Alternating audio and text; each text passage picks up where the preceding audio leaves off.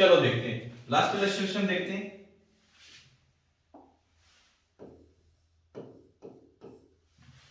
चलिए स्टार्ट करते हैं। स्टार्ट करने से पहले तीन बातें जो हमेशा मैंने बोल रखी है। नंबर 1, सबसे पहले आपको इंफॉर्मेशन लिखना है, फिर आपको फॉर्मूला लिखना है, उसके बाद हम उसे कैलकुलेट करेंगे। तो देखते हैं क्या इंफॉर्मेशन है और साथ में मैं रीड कर लेता हूं। Y limited issues 50,000 10% preference share of ₹100 each. तो दो बातें हमारे सामने आई क्या कि आपकी जो रेट ऑफ डिविडेंड है वो कितनी है 10%। वो कितनी है 10%। और आपके जो पर शेयर की फेस वैल्यू है वो कितनी है आपकी 100 रुपीज। कितनी 100 रुपीज। और जब आप रेट ऑफ डिविडेंड को फेस वैल्यू से मल्टीप्लाई कर देते हैं तब आपका डिविडेंड पर शेयर आता है। तो 100 का 10% कितना 10। 100 का 10% कितना 10। और देखते हैं तो क्या बोल दिया रिडीमेबल आफ्टर 10 years। एक और चीज क्या, लास्ट जो क्वेश्चंस हमने देखे थे उनमें इररिडीमेबल प्रेफरेंस शेयर्स का था, क्योंकि हमें ये नहीं बोला था कि आप जो प्रेफरेंस शेयर्स हैं उनको कितने सालों के बाद रिडीम करोगे। यहां पर साफ साफ बोल दिया कि जो प्रेफरेंस शेयर्स हैं हम उनको रिडीम कब करेंगे आफ्टर 10 years। तो इसलिए हम यहां पर लिखेंगे क्या, हमारा जो n है वो कितना 10 years। 10 years 10 सालों के बाद, क्योंकि यार अपने जो प्रेफरेंस शेयर हैं उनको पे ऑफ कर दोगे। तो n कितना 10। और कैसे पे ऑफ करोगे एट 5% प्रीमियम। Eight 5% premium. तो जो ये आपका प्रीमियम दिया हुआ है ना, ये कब का दिया हुआ है, ये दिया हुआ है at the time of redemption. ये कब का दिया हुआ है at the time of redemption. कितने में करोगे 5%। किसका 5% of face value. Face value कितनी 100। 100 का 5% कितना 5। 100 का 5% कितना 5। यानी जो प्रीमियम है वो कितना 5 रुपए।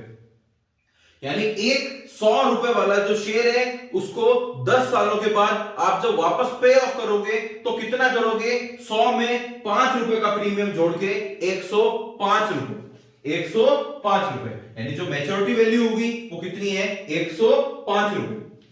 और देखते हैं, और लास्ट में बोल दिया the cost of issue is ₹2 पर शेयर। कॉस्ट जो भी आपकी होगी शेयर को और डिवेंचर को इशू करने की वो क्या होती है आपकी फ्लोटेशन कॉस्ट। क्या फ्लोटेशन कॉस्ट, जो कितनी है आपकी 2 रुपए। तो कैलकुलेट करना है आपको cost of preference share capital, जिसको मैं किससे डिनोट करता हूं, मैं डिनोट करता हूं के पी से। के पी फॉर्मूला लिखता हूं सबसे पहले। हमेशा तो हम क्या लेते हैं, जब के डी के फॉर्मूले में लेते थे तो क्या लेते थे इंटरेस्ट, लेकिन प्रेफरेंस शेयर्स को आप क्या देते हो डिविडेंड। तो यहां पर क्या आ जाएगा आपका DPS. DPS plus MV minus NP upon N. और इस पूरे के डिवाइडेड में MV plus NP divided by 2 multiply by 100। Multiply by 100। चलिए देखते हैं डीपीएस कितना, हमने पहले ही कैलकुलेट कर लिया।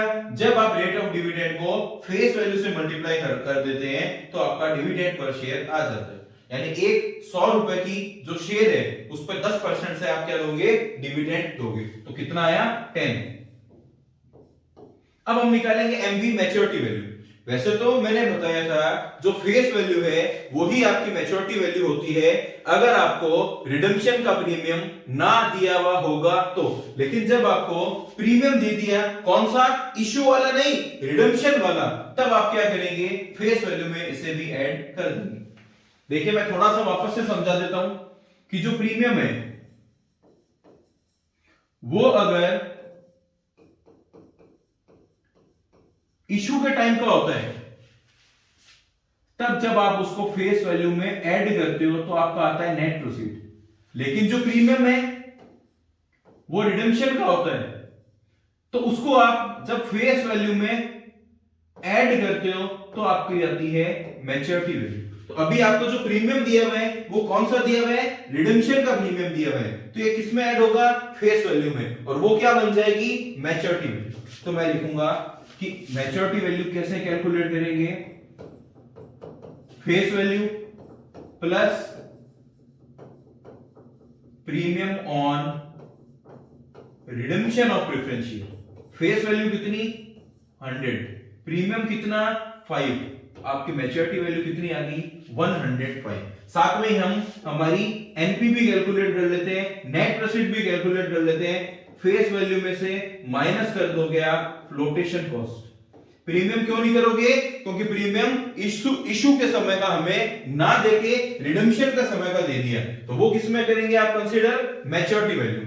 तो यहां पर आप कैलकुलेट करोगे 100 फेस वैल्यू माइनस कितनी थी 2 रुपए, 2 रुपए की फ्लोटेशन कॉस्ट, ये आ गई आपकी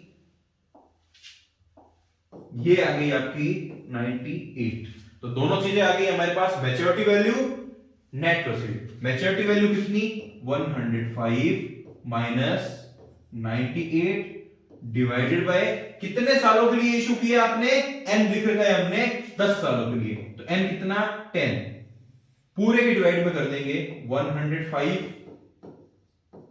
plus 98 divided by 2 multiply by 100। अब देखते हैं 105 माइनस 98 ये आएगा 7, 7 के डिवाइड में 10 होगा तो आएगा 10 प्लस 0.7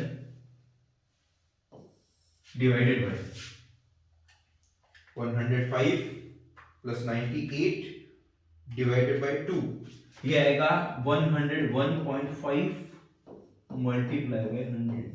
मल्टीप्लाई बाय 100 तो आएगा 10.7 मल्टीप्लाई 100 डिवाइडेड बाय 101.5, ये आ गया आपका 10.54%। 10.54%। देखिए आप समझिए, मैं साइड में हो जाता हूं, आप स्क्रीनशॉट लीजिए।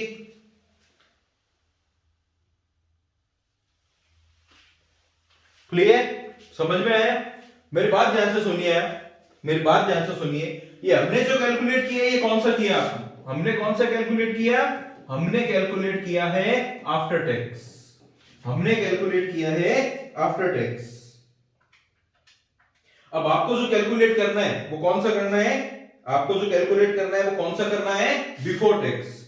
आपको कैलकुलेट कौन सा करना है? Before tax. तो आप कैलकुलेट करिए बिफोर टैक्स और मुझे मैसेज करिए। अगर आपको कोई दिक्कत हुई तो हम आपके सॉल्व करवाएंगे। आज के लिए इतना ही। आई होप आपको समझ में आया होगा। जो क्वेश्चंस आपको मैंने पहले और अभी दिए हैं वो आपको सॉल्व करना है। और मैं फिर बता देता हूं, प्लीज आप हमारा जो मैंने लिंक में टेलीग्राम ग्रुप दिया हुआ है, चैनल दिया हुआ है, उसमें आप ज्वाइन करिए। मैं आपको जो नोट्स है उसकी जो पीडीएफ है वो सेंड करूंगा। और किसी भी तरह की प्रॉब्लम है, चाहे आप यहाँ पे कमेंट सेक्शन में या जो टेलीग्राम जो ग्रुप हमने जिसका लिंक मैंने सब्सक्रिप्शन में दिए डाला है वहां पर भी आप मुझसे पूछ सकते हैं। Thank you.